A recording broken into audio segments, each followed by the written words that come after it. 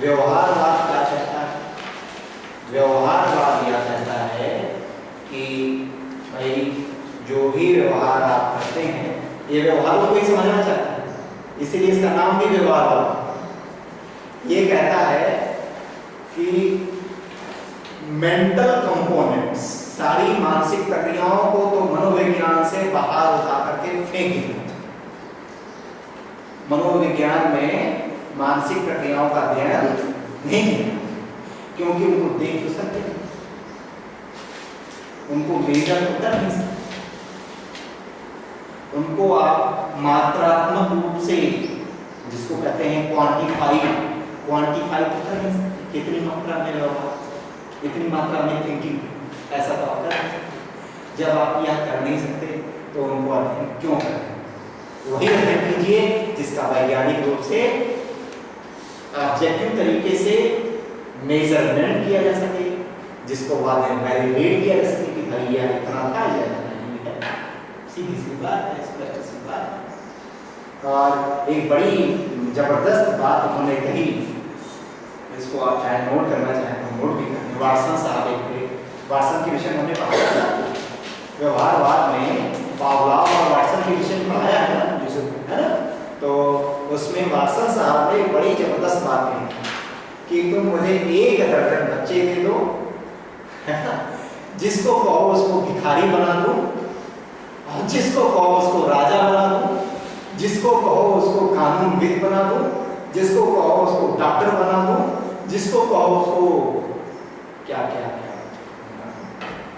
कहने का मतलब, उन्होंने, उनके कहने का मतलब यही था कि व्यवहार को ही समझना, व्यवहार की व्याख्या करना, व्यवहार को नियंत्रित करना, व्यवहार का पूर्ण कथन करना, यही और यही मनोविज्ञान का उद्देश्य, यही और यही मनोविज्ञान का। अब व्यवहारवाद में तीन तरह के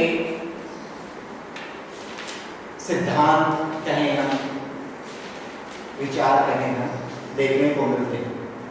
एक विचार यह कहता है कि भाई जब कोई दो उद्दीपक स्थिति एक साथ होती है तो हम कोई व्यवहार सीखते हैं। अब ये बताने क्या है। दूसरा ये कहता है कि हम जो व्यवहार सीखते हैं, यह व्यवहारों का सीखना इसलिए हो पाता है क्योंकि हमें कुछ विशेष तरह के कॉन्सिक्वेंसेस, कुछ विशेष तरह के परिणाम।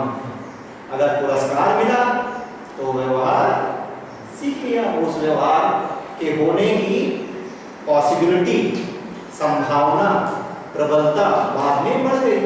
अगर उसमें उसके कॉन्सिक्वेंस में आपको पुरस्कार भी मिला, दंड मिला, आप वहां व्यवहार नहीं सीखते। तीसरा यह कहता है कि आप दूसरों के व्यवहार को देखते हैं और उस व्यवहार के परिणाम स्वरूप उसको क्या कॉन्सिक्वेंस मिल रहा है, क्या परिणाम हो रहा है, उस परिणाम को देखते हैं। तो व्यवहार और परिणाम को देख करके आप सीखते हैं, दूसरों के व्यवहार और परिणाम को देख करके आप सीखते हैं। ठीक है। तो जैसे हम लोग की कहावत है ना कि पीछे वाला आगे वाले व्यक्ति को गिरते हुए देख करके कि वो गिरा और चोट खाया, तो पीछे वाला उसको देख करके समझ गया। ठीक है।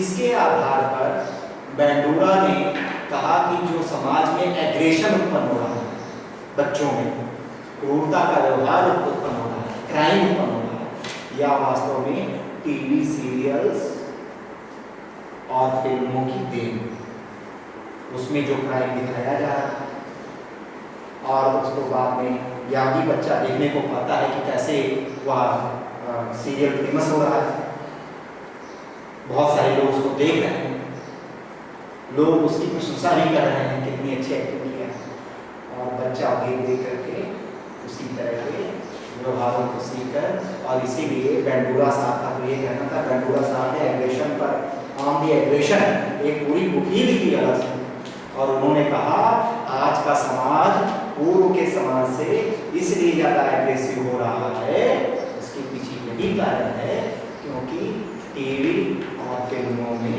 एग्रेशन बढ़ गया है। एग्रेशन का डिपिक्शन, एग्रेशन का चित्र, एग्रेशन को दिखाया जा रहा है, उसकी प्रशंसा हो रही है और उसके कारण। तो आपने क्या समझ लिया कि कैसे हम दूसरों के व्यवहार और उसके परिणाम को देख करके सीखते हैं, जिसको हम बोलते हैं ऑब्जर्वेशनल लर्निंग या बोलते हैं सोशल लर्निंग।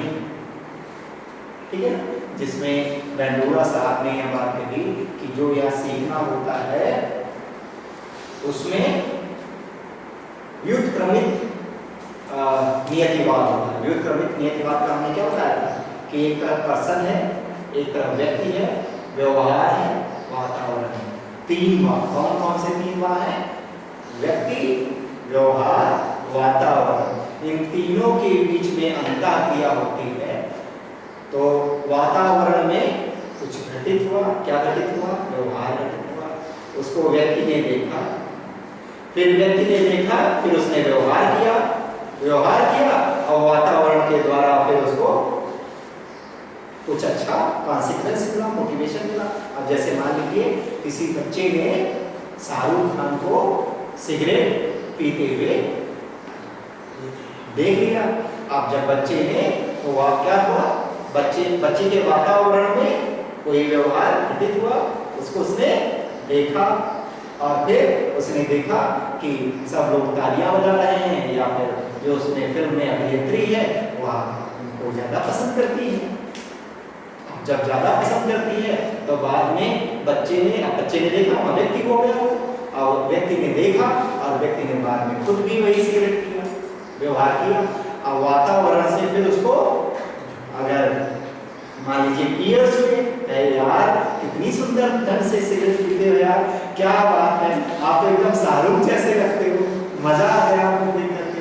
तो वो बच्चा बाद में सिगरेट पीने का जो व्यवहार है वो उसके जीवन में बढ़ जाता है, वह उसको पीना सीख लेता है। तो इस तरीके से रेसिप्रोकल डिटरमिनिज्म, यानी व्यक्ति, व्यवहार और वातावरण, इन तीनों के बीच में अंतःक्रिया होती है, जिसके माध्यम से कोई बच्चा सीखता है।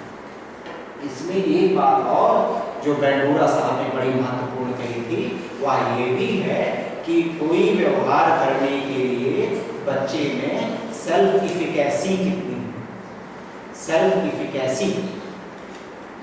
इफिकेसी का मतलब स्व में जो उसके अंदर क्षमता है कि वो कितना सोचता है कि हम यह व्यवहार कर ले जाएंगे या यह व्यवहार करने में हम सक्षम हैं, कितना उसको विश्वास है। ठीक है ना। और अगली बात उन्होंने कही थी एक्सपेक्टेंसी का मतलब कि अगर वो सोचता है कि पॉजिटिव कॉन्सिक्वेंस इसका होगा तब वह करेगा, अगर नहीं होगा तो नहीं करेगा। तो इसीलिए जो ये बेंडोरा की थियरी है उसको हम कई बार social cognitive theory of learning, social cognitive, क्योंकि इसमें कॉग्निटिव एलिमेंट्स हैं। बच्चे की सोच, बच्चे की अपने बारे में जो विश्वास है ना, अपनी जो अपेक्षा है कि इसका कॉन्सिक्वेंस क्या होगा, और अपने बारे में जो विश्वास है कि इस व्यवहार को करने में मैं कितना सक्षम हूँ। बेंडोरा की थियरी इसका पूरी सोशल लर्निंग की, ऑब्जर्वेशनल लर्निंग की हम लोग बात कर रहे थे। दो और जो थियरी हमने सबसे पहले बात करी है, सबसे पहले हमने क्या बात करी थी? सबसे पहले हमने बात करी थी कि हम सीखते हैं कई बार दो उद्दीपक स्थितियों के संबंध होने से, एक साथ होने से, उनके बीच में एसोसिएशन होने से। जैसे मान लीजिए आप यहाँ बैठे हैं और अचानक में यहाँ कहीं स्विच से या अंदर से अचानक पे सांप आकर के और ऐसे आकर के आपके सामने तो सांप जैसी चीज अगर एक ही बार हो गई तो अगली बार इस क्लास में जब भी आप आएंगे भाई हमेशा तो सांप नहीं आएगा ना। आप जब भी क्लास में आएंगे तो आपके रोए जो है खड़े हो जाए, आपको डर महसूस हो। क्यों डर महसूस हुआ? क्या हुआ? डर ऐसे महसूस हुआ कि आपने क्लासरूम को उस सांप से एसोसिएट कर दिया। क्या हो गया? सांप और क्लासरूम का आपने कुछ नहीं किया, आप तो चुपचाप बैठे हुए थे, क्लासरूम में सांप अपने आप अचानक से आ गया। आप जब बैठे हुए अपना काम कर रहे थे और सांप के प्रति जो आपका रिएक्शन है, अनुक्रिया है, जो भय का रिस्पांस है, वही भय आपको लगने लगा। जैसे कि हमने आपको पावलाव के विषय में बताया था ना, पावलाव ने कुत्ते पर जो एक्सपेरिमेंट किया था, क्या एक्सपेरिमेंट किया था? जब उन्होंने देखा, वह एक्सपेरिमेंट कर रहे थे कि सलाइवेशन अलग अलग तरह के भोजनों के लिए कैसे क्या होता है ना, उसकी स्टडी कर रहे थे, बायोलॉजिकल स्टडी कर रहे थे। अब बायोलॉजिकल स्टडी कर रहे थे तो अचानक उन्होंने देखा कि कुत्ता कई बार ऐसा हो रहा है कि पावलाव साहब के जो फूड स्टेप्स हैं, उनकी पदचाप है, उसकी आवाज सुन करके और सलाइवेशन कहा, सोचा भाई कि अगर भाई फूड स्टेप मतलब भोजन देख करके कुत्ते को सलाइवेशन, ये तो इंस्टिंक्चुअल रिस्पांस है, बायोलॉजिकल प्रक्रिया होगी, लेकिन आवाज सुन करके ये अनुक्रिया हो सकती है कैसे? और फिर उन्होंने प्रयोग किया। क्या प्रयोग किया? प्रयोग ये किया कि घंटी बजाई तो उसको मीट पाउडर दिया, घंटी बजाई मीट पाउडर दिया, ऐसा 15 बार 20 बार किया। और बाद में उन्होंने देखा कि जब उन्होंने खाली घंटी बजाई, मीट पाउडर नहीं दिया, तब भी कुत्ते को सलाइवेशन। और इसीलिए देखिए कुत्तों के अंदर कंडीशनिंग बड़ी जबरदस्त है, कुत्तों में कंडीशनिंग बड़ी जबरदस्त होती है। इसीलिए कुत्ते की इतनी जासूसी की गतिविधि है, कुत्ते हैं और ये और भी कुछ एक जानवर हैं, पक्षी हैं, जैसे कबूतर है ना, तो और भी कुछ इस तरह के पक्षी हैं जिनका उपयोग होता है विभिन्न तरीकों से कुछ जो भी जासूसी के लिए या अन्य विभिन्न कार्यों के लिए उनका उपयोग किया है, क्योंकि वह कुछ विशेष तरह के व्यवहार ट्रेनिंग के थ्रू करना सीख लेते हैं। वह इसीलिए क्योंकि वो क्लासिकल कंडीशन जिसको हम बोलते हैं, हमने बात करी थी क्लासिकल कंडीशनिंग, पहली वाली क्लासिकल कंडीशनिंग है ना, तो क्लासिकल कंडीशनिंग के थ्रू भी हम बहुत सारे व्यवहार सीखते हैं। आपको स्पष्ट हो गया है? ये हमने आपको क्लासरूम में पहले दिखा दिया था कि जब कोई ऐसी उद्दीपक स्थिति है ना जो कि अनकंडीशनड हो, उसके साथ कोई न्यूट्रल स्टिमुलस जब उपस्थित किया जाता है। अनकंडीशन का मतलब क्या? जैसे मान लीजिए सांप है, तो सांप एक अनकंडीशन स्टिमुलस है, तो आपको डर है पहले से ही, डर मान लीजिए आपको डर है, वो पहले से ही बायोलॉजिकल है जैसे कि है। अब वह उसके साथ क्लासरूम के लिए तो डर नहीं है, या न्यूट्रल स्टिमुलस से शुरुआत में जब क्लासरूम और इन दोनों का एसोसिएशन बना, न्यूट्रल स्टिमुलस और अनकंडीशनड स्टिमुलस का, तो अनकंडीशनड स्टिमुलस के लिए जो रिस्पांस आप अनकंडीशनड रिस्पांस दे रहे थे, वही रिस्पांस आप न्यूट्रल स्टिमुलस के लिए देने लगे, तो वह कंडीशनड स्टिमुलस बन गया और उसके लिए रिस्पांस क्या हो गया? Conditioned response. बात समझ आ गई? स्पष्ट हो गई सबको? ये हमने खूब समझाया, क्यों स्पष्ट है? समझ में आ गया? आगे तो ये पावलाव साहब ने काम किया, इसी पर वाटसन साहब ने भी काम किया, वाटसन साहब का कथन भी हमने बताया। लेकिन इसकी एक समस्या है, ये जो व्यवहार है, क्या समस्या? मनुष्य बड़ा ही कॉम्प्लेक्स जटिल प्राणी, वो कुत्ता तो नहीं है ना कि जैसे ही आप खाना लाए बस वो लाड़ को बंदे गए, क्यों? वो सोचता है कब लाड़ का खाना है, कब लाड़ नहीं खाना है ना, या फिर उसका अपना नियंत्रण है कि विशेष स्थितियों में वह लाड़ नहीं टपकाता है, चाहे लाड़ वह जब परेशान है तो लाड़ नहीं टपकाएगा, टपकेगा ही नहीं, आप लाते बहुत टेंशन में है और आप कहें कि जो है नहीं लो मैं तुमको समोसा खिला रहा हूँ, मान लीजिए किसी को आपने मार दिया है ना, अब आप उसको कहें लो समोसा, समोसा उसे आपने क्या लीजिए, तो लाल तो व्यवहारवाद के द्वारा सारे व्यवहारों की व्याख्या कर पाना बड़ा ही कठिन है, क्योंकि मनुष्य के अंदर बहुत सारी संज्ञानात्मक प्रक्रियाएं हैं जो कार्य करती हैं। उसकी सोच, उसकी अपेक्षाएं, उसकी आशाएं बाधित करती हैं। इसीलिए बाद में इस जो व्यवहारवाद का सिद्धांत है, इसका जो है खास करके जो क्लासिकल कंडीशनिंग है या इंस्ट्रूमेंटल कंडीशनिंग है, इसीलिए इसकी आलोचना बाद में की गई कि भाई मानवीय व्यवहारों का, सारे मानवीय व्यवहारों का समुचित रूप से व्याख्या करने में सक्षम नहीं है। सारे मानवीय व्यवहारों के विषय में यह नहीं बता सकता है कि यह मानवीय व्यवहार अमुक अमुक परिस्थितियों के द्वारा नियंत्रित किया जाता है या पूर्वगतित किया जा सकता है। आगे चलिए। तो व्यवहारवाद में आपने यह समझ लिया, पहला वाला क्लासिकल कंडीशनिंग, दूसरा इंस्ट्रूमेंटल कंडीशनिंग। इंस्ट्रूमेंटल कंडीशनिंग में स्किनर ने बहुत सारा काम किया। स्किनर एक बहुत बड़े फेमस हुए, है ना। स्किनर ने बहुत जबरदस्त काम किया। आप इस कमरे से बाहर निकलेंगे तो एक पोस्टर भी लगा हुआ है, जिसमें आप कुछ एक प्रमुख संप्रदायों के जो वैज्ञानिक हैं उन्होंने जो जो काम किए हैं उस पोस्टर को आप देख सकते हैं, और उस पोस्टर की एक फोटो भी आपको तो आपके लिए अच्छा रहेगा। वो एक ही पोस्टर है, उसको एक बार आप 2-3 बार देख लेंगे तो आपको समझ में आएगा कौन वैज्ञानिक बड़ा अच्छा बनाया, महेश ने बनाया हमारे। तो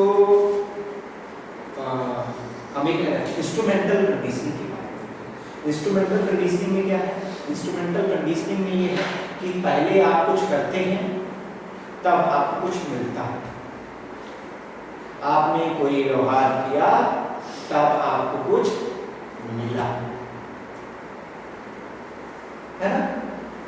तो यहाँ लर्निंग बाय कॉन्सिक्वेंसेस, आपके व्यवहार के जो परिणाम होते हैं वो परिणाम क्या हैं, ठीक है, कैसे हैं, उनके आधार पर आपके व्यवहारों का अधिगम होगा। आप जो भी व्यवहार सीखते हैं उसके आधार पर भी आप सीख पाते हैं। स्पष्ट हो गया ना? ये स्पष्ट है ना? इसमें भी स्पष्ट है। तो आपने क्लासिकल कंडीशनिंग समझ लिया, आपने इंस्ट्रूमेंटल कंडीशनिंग समझ लिया, आपने ऑब्जर्वेशनल लर्निंग एक बार फिर से। ये तीनों जो व्यवहारवाद के 3 मुख्य स्तंभ करें, अप्रोचेस करें, वह आपको समझ में। अब हम लोग आगे चलें, वह आगे बात है संज्ञानात्मकता। संज्ञानात्मकता में क्या है? संज्ञानात्मकता यह कहती है कि हमारे जो विविध व्यवहार हैं वह हमारी सोच के, हमारी